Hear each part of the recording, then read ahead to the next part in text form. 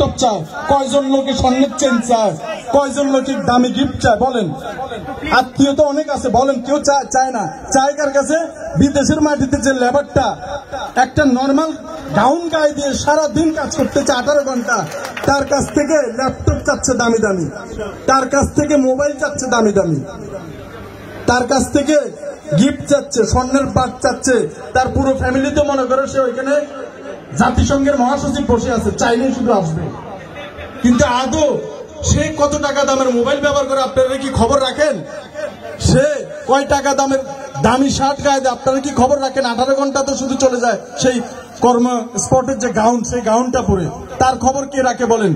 এই জায়গায় আসে অনেক ভালো ভালো কথা বলা যায়, সংস্কৃত ভাষায় কথা বলা যায়, উন্নয়নের কথা বলা যায়, কিন্তু প্রকৃতপক্ষে যে লেবারটা কাজ করতেছে তার কথা কি উঠে আসতেছে বলেন? তো আমি কি আরো 2-1 মিনিট বলবো বলেন? আমার কিন্তু একটু 5 মিনিট বলার অভ্যাস আছে।